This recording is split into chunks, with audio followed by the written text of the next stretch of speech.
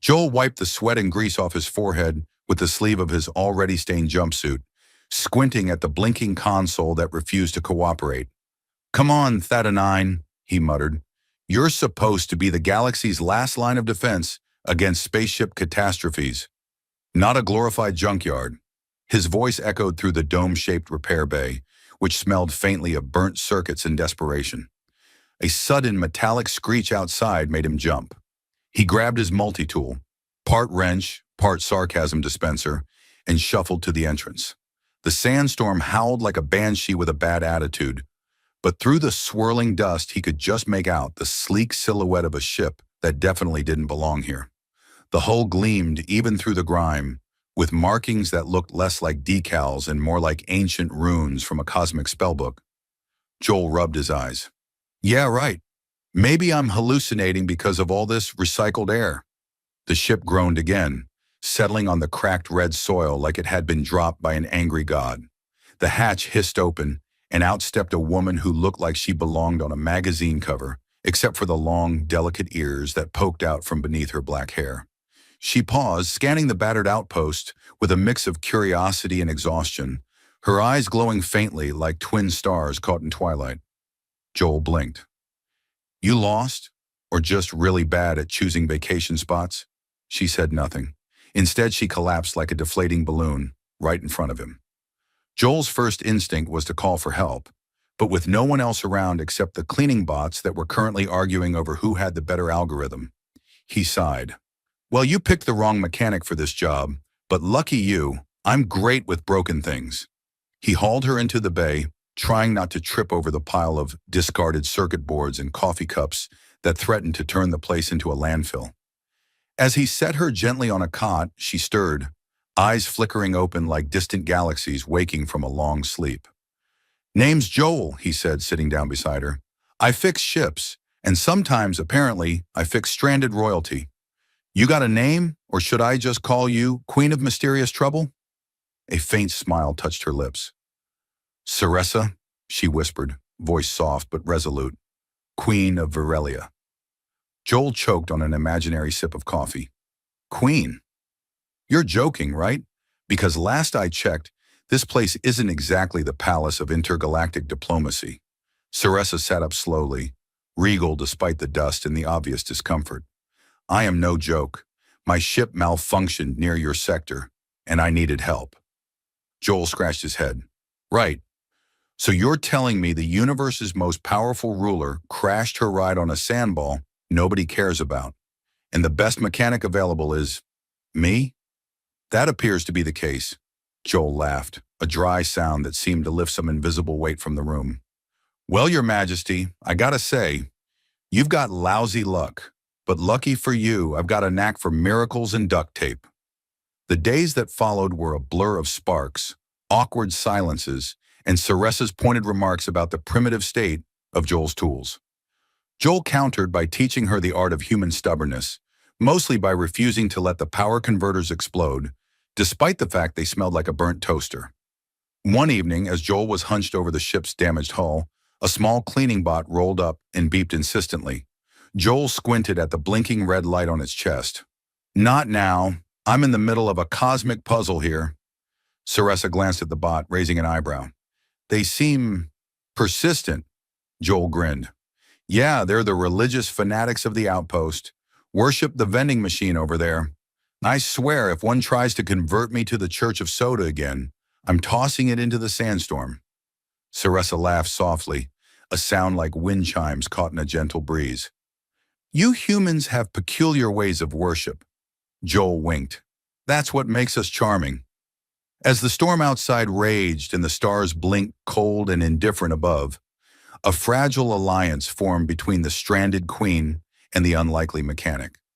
Neither knew that this simple act of kindness, fixing a broken ship, would soon pull them into a cosmic drama filled with secrets, alliances, and enough plot twists to make a supernova jealous. But for now, Joel tightened the last bolt, wiped his hands, and looked up at Ceressa with a smirk. "Ready to fly, or should we just stay here and start a cult with those bots?" She smiled, the faint glow in her eyes matching the starry sky. "Let's fly. But Joel, thank you." He shrugged, grinning.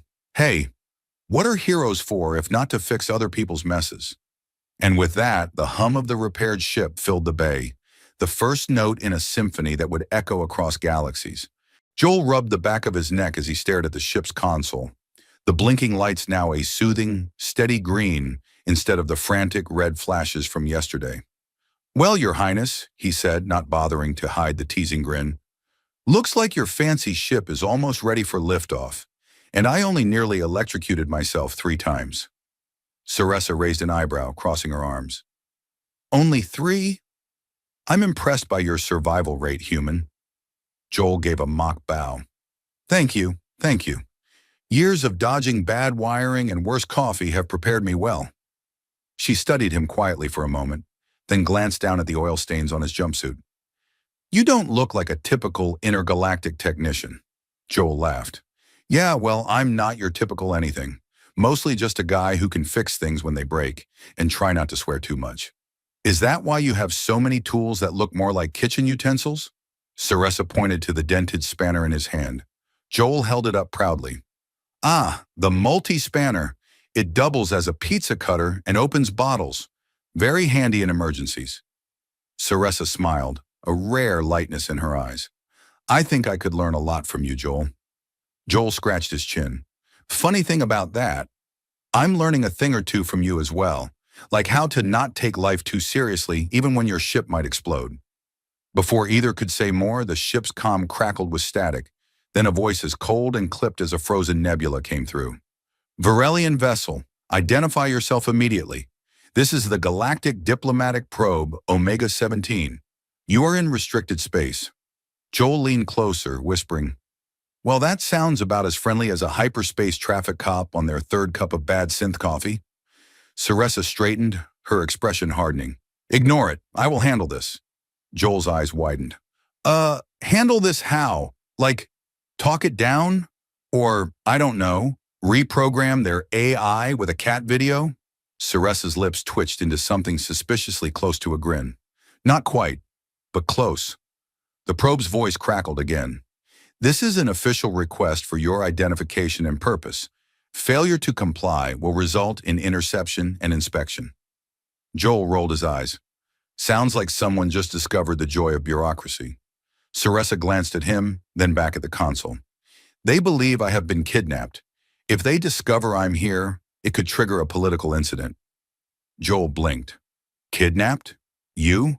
Seriously? Saressa's eyes darkened. Not the first time, and probably not the last. Joel shook his head, already plotting. Okay, plan 1. Convince the probe you're just some lost traveler with a bad sense of direction. Plan 2. If that fails, unplug their antenna and blame it on space rodents. Saressa laughed outright this time. Space rodents? Joel nodded solemnly. Don't ask. The probe's scanners intensified, and the ship began to shake as automated drones closed in.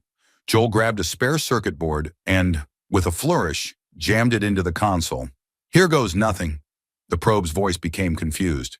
System malfunction detected. Recalibrating. Joel grinned. See? Works every time. Saressa shook her head but smiled. You may just be the most absurd ally I've ever had.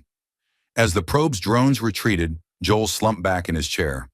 I swear, if that thing starts playing operatic music, I'm out. Saressa looked at him with something like affection. You have no idea what's coming. Joel groaned. Great. More surprises. Just what I needed. But as the stars wheeled overhead and the repaired ship hummed softly beneath their feet, Joel realized that life with Saressa, queen, mystery, and occasional dictator of his peace of mind, was going to be anything but ordinary.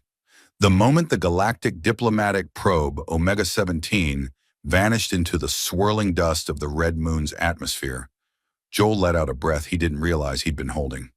Well, that was almost fun, by which I mean, let's never do that again. Saressa gave a tight smile. They will not forget so easily. If they trace this ship, the entire empire will know I am here. We must be cautious.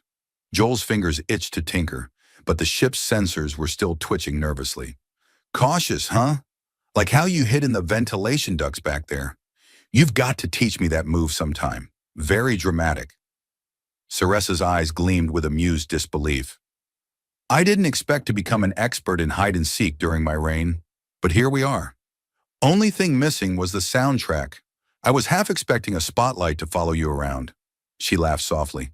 You find humor in the strangest moments. Joel shrugged. It's how I survive. That and pretending the universe is a giant joke, and I'm the punchline. The ship's comm buzzed again, a low, ominous thrum that sent shivers down Joel's spine. Incoming transmission, the console announced in a robotic monotone. Joel glanced at Saressa. Ready for round 2 of Let's Confuse the Galactic Police? Saressa shook her head. No, this is from the Empire itself. Joel's eyes narrowed. Empire, as in the people who probably want you back on the throne, or dead. The transmission flickered on, revealing a holographic figure clad in the gleaming regalia of Virelia's high command. Queen Saressa, the figure intoned, your unauthorized departure and the breach of Imperial protocol endanger the stability of the Empire. You are ordered to return immediately. Joel muttered, Yeah, and I'm ordered to stop fixing ships and take up knitting. Saressa's expression hardened. They do not understand the necessity of my absence. There are threats within the palace walls. I require your aid, Joel. Joel blinked. My aid? Me. What do I look like? A cosmic secret agent? More than that, she said seriously. You have repaired more than my ship. You have mended my trust in humanity. Joel cleared his throat, suddenly very aware of his grease-stained jumpsuit and the smell of burnt circuitry clinging to him. Well, that's a heavy compliment for a guy whose greatest skill is not electrocuting himself. Saressa's smile was genuine. Sometimes simple skills are the most valuable. Before Joel could respond, alarms blared through the ship. Red lights flashed as the emergency beacon activated, broadcasting their location to any nearby Imperial forces. Joel yelped, Well, that's not ideal. Saressa hurried to the controls. They are coming. We must prepare. Joel grabbed his multi-tool. You know, in every spy movie, there's a moment where the hero cracks a joke while dodging laser fire.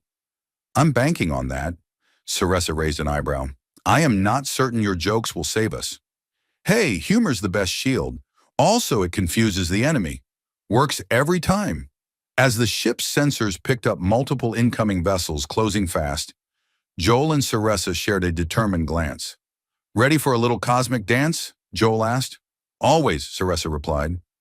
The first laser blast streaked past, narrowly missing their ship. Joel flipped switches, rerouted power, and muttered, Okay, no pressure. Just don't explode. Saressa's fingers flew over the controls, activating defensive shields that shimmered like liquid glass. Your mechanics are impressive, Joel. This ship is more resilient than I feared. Joel grinned. Yeah, well, it's all duct tape and prayers. The pursuers intensified their assault, but the ship's countermeasures worked flawlessly. Joel managed to hack one of the enemy drones, turning it into a distraction that crashed spectacularly into a nearby asteroid. Boom! One less headache. Saressa laughed despite the chaos. You truly are extraordinary. Joel shrugged. I try, mostly to avoid becoming cosmic space dust. As the battle raged, the two found themselves working in perfect sync. The Queen with her commanding presence and a tactical brilliance, the mechanic with his quick thinking and irreverent humor. Together, they navigated the dangerous political currents and literal laser fire that threatened to end their mission before it truly began. When the last pursuer broke off the chase, Joel exhaled, wiping sweat from his brow. Well, that was intense. Think we could settle for a quiet corner of the galaxy next time? Saressa smiled, the warmth in her eyes unmistakable. Quiet is a luxury few in my position enjoy. Joel smirked. Yeah, but a guy can dream. Until then, I'm your mechanic, your partner in cosmic chaos, and your official supplier of bad jokes. Saressa's laughter filled the cockpit. Then we have much to learn from each other. Joel looked out at the stars, now calm and indifferent once more. Somewhere out there, the Empire was plotting their next move, and the galaxy awaited a story far stranger than either of them could have imagined. But for now, they had each other, a repaired ship, and a universe full of possibilities. Joel tapped the cracked screen of the ship's navigation panel, which flickered more than it should. So, when you say secure location, do you mean somewhere with less sandstorms and more coffee? Because I'm running low on both. Ceresa's eyes narrowed in thoughtful silence. The planet Callus 9. It is remote, uninhabited by the Empire, and shielded by a dense nebula. Perfect for concealment. Joel rubbed his chin. Sounds like a great place for a vacation, except for the part where no one's there to serve drinks. Ceresa gave a faint smile. We do not vacation, Joel. We survive. He grinned. Survival with style, then. Maybe I can teach you a few things about human stubbornness. It's like a secret weapon. As the ship glided through the glittering nebula, the silence between them wasn't uncomfortable. Instead, it was filled with a growing understanding that transcended words. Joel fiddled with a small gadget, its blinking lights reflecting in Ceresa's calm eyes. So, Joel began, breaking the quiet, what's the deal with your ears? Long, elegant, kind of like a cosmic elf. Ever thought about starting a fashion trend? Ceresa's lips quirked upwards. They are a symbol of my people's heritage and status. Joel chuckled. Heritage, status, and great for hearing gossip from across the room, I bet.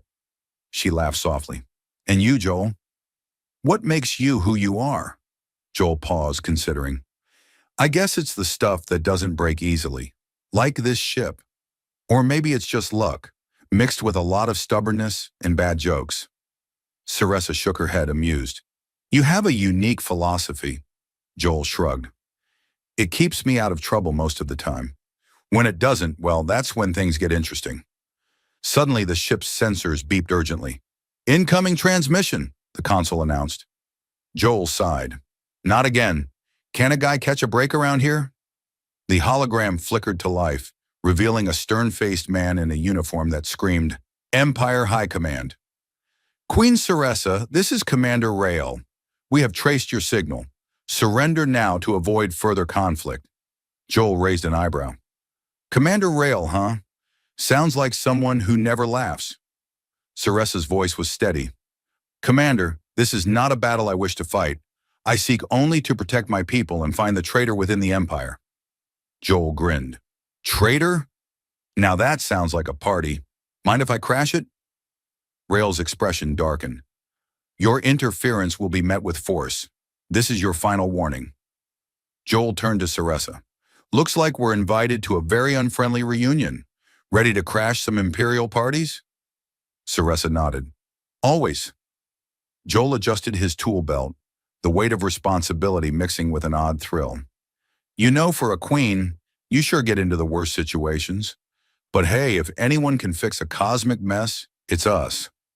As the ship surged forward, weaving through asteroid fields and electronic countermeasures, Joel and Ceresa prepared for a confrontation that would test their trust, their skills, and the fragile bond forming between mechanic and queen. The stars outside might have been cold and indifferent, but inside that small cockpit, a new alliance was forging, one that could change the fate of a galaxy. Joel blinked at the blinking console, then at the holographic projection of the sprawling Imperial Council chamber floating before him. Well, this is a step up from the usual greasy repair bay, he muttered, adjusting the grease smudge on his jumpsuit like a bad fashion statement. I mean, who knew fixing a spaceship would land me in interstellar politics? Ceresa's long ears twitched slightly, betraying a flicker of amusement. You underestimate your importance, Joel. Without you, I would never have escaped to stand before the council. You are not merely a mechanic, you are the catalyst for change. Joel smiled, but inside, a knot of nerves twisted. Standing beside a queen in front of the galaxy's most powerful rulers was hardly the sort of thing he'd expected when he woke up that morning. Then again, he rarely expected anything normal. The council's grand chamber hummed with tension as Ceresa began her address. Esteemed members, my departure was not rebellion, but necessity. There are traitors within our ranks, those who seek to destabilize the Empire from within. I have returned to root them out with the help of an unexpected ally. She gestured toward Joel, whose grin widened despite himself. A murmur rippled through the assembly, a mixture of surprise and skepticism. One grizzled senator leaned forward. An outsider? A mere mechanic? Aiding the queen? Preposterous, Joel shrugged. I'm just a guy who fixes what's broken. Sometimes that means ships, sometimes trust. I'm good at both. Another voice piped up, a sharp-edged diplomat with eyes like cold steel. And what proof do you have of this alleged treachery? Saressa produced a data crystal, flicking it to life. Images, conversations, and encrypted messages revealed a conspiracy that reached into the highest echelons of the empire. The council members shifted uneasily. Joel leaned toward Saressa, whispering, "Looks like your empire has worse office politics than my old mechanic shop."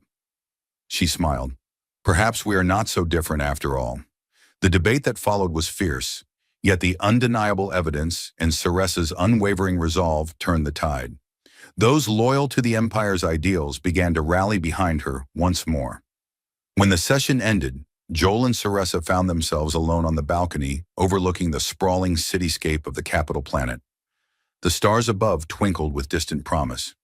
"You changed everything," Saressa said quietly. "Not just by fixing my ship, but by reminding me that trust and courage come in many forms." Joel laughed softly. Who knew a scruffy mechanic could become a queen's unlikely hero? I guess sometimes the universe has a sense of humor. Hero? I guess sometimes the universe has a sense of humor. Saressa's eyes held a new warmth. And I have learned that even a queen needs someone to remind her to laugh. Joel looked out at the horizon, feeling the weight of everything behind him and the endless possibilities ahead. So, what now? Save the galaxy? Or maybe just find a decent cup of coffee? She chuckled. Both sound equally challenging. But with you by my side, I believe anything is possible. Joel grinned. Well then, Your Majesty, let's get to work. And as the twin moons rose, casting silver light over the city, a mechanic and a queen set forth, not just as saviors of an empire, but as partners bound by trust, laughter, and the unlikeliest of friendships that could, perhaps, change the stars themselves.